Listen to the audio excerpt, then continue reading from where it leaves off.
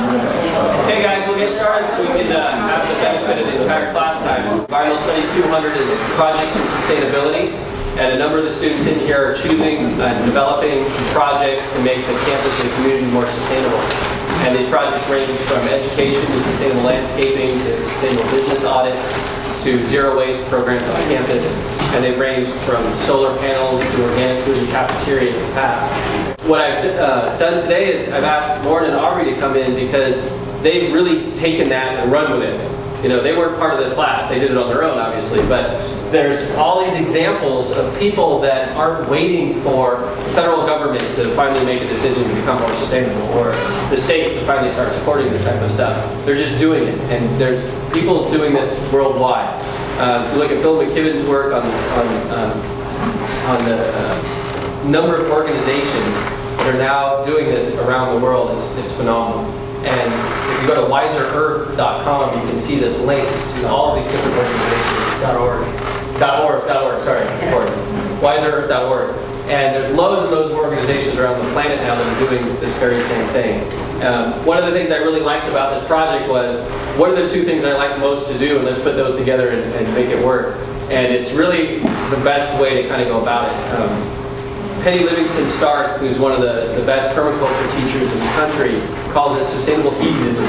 It's like, how do we create a system that we really love and really enjoy, and at the same time are sustaining ourselves and giving, basically reinvesting surplus back into ecological systems. So why not take something they're passionate about, like surfing and permaculture, and put it together, travel around the world to beautiful places, and every time you leave a place, you left it more sustainable than when you got there.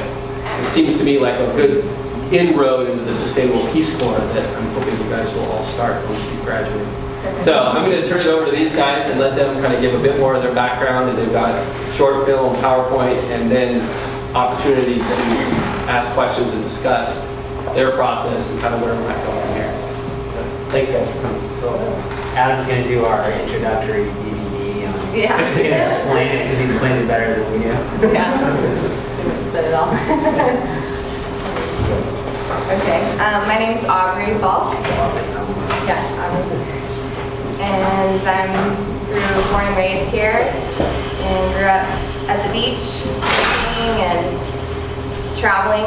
Last 10 years, just been traveling the world. I was doing professional surfing and just going on a lot of trips, and with the main intention of just getting photos, really. And just for a while, for me, it was not being very fulfilling, just going all the way across the world and not doing more than just going there and get pictures. So I wanted to do something more, and this is a great way to incorporate that. And I also do art, and so for me, doing art is a great way to connect with local cultures.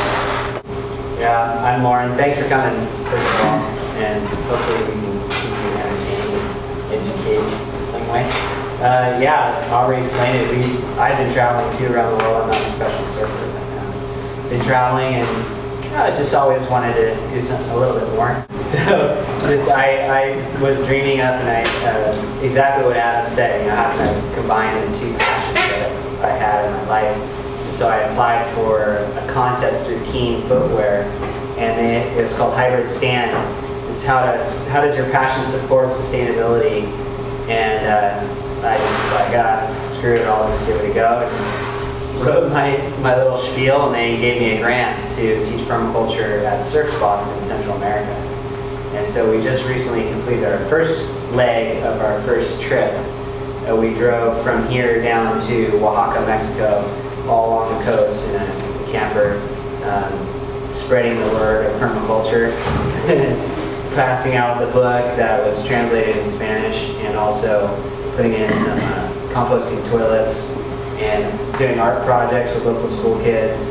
And we also did one sand filter, slow sand filter for water purification. Who's familiar with permaculture, first of all?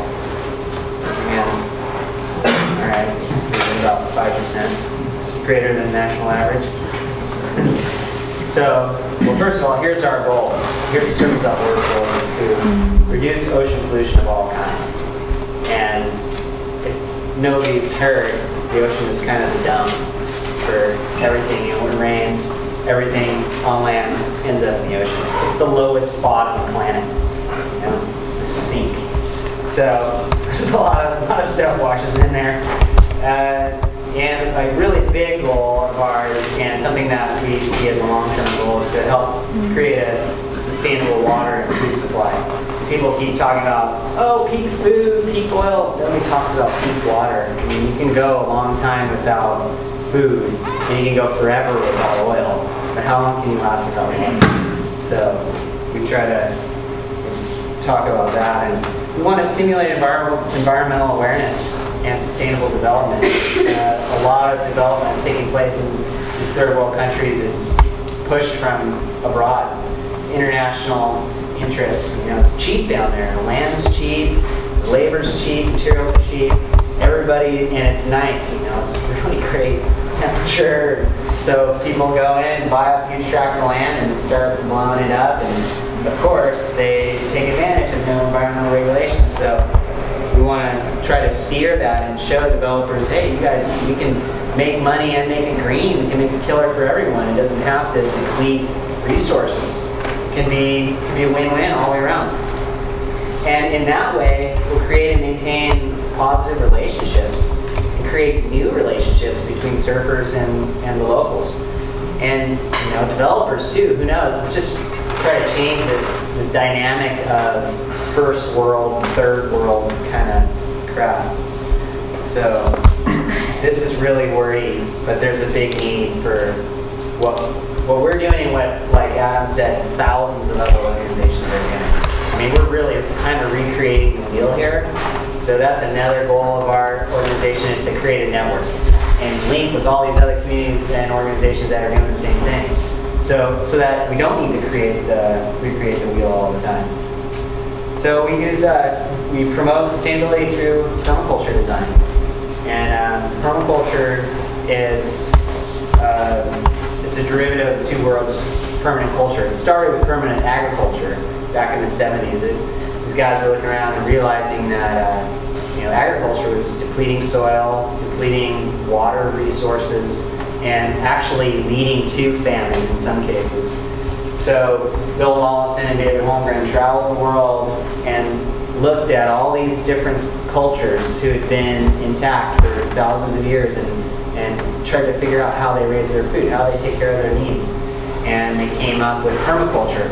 And it has a whole list of principles and ethics we'll go into, but permaculture deals with basically every part of life that we need for survival, and some that we don't. So we look at, it deals with the built environment, starting with the red leaf there, and then going around clockwise: craft, tools and technology, culture and education, health and spiritual well-being, finance and economics, land tenure, and land and nature stewardship.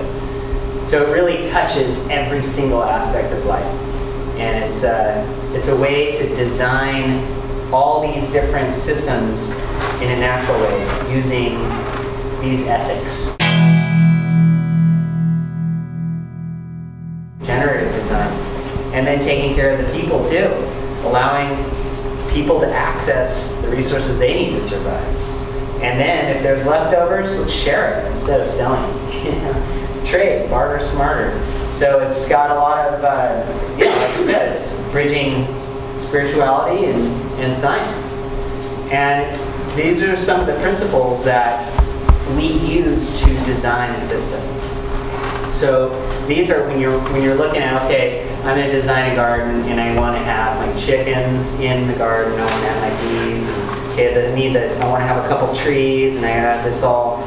So you want to work with nature. Let's work with the chickens and think about what are their characteristics, so that we don't have to keep throwing them food all day long. Let's design it so that they can eat on their own. Let's work ourselves out of the system. Let's make it a little more efficient, and let's keep our labor down, basically, so we have more time to go surf.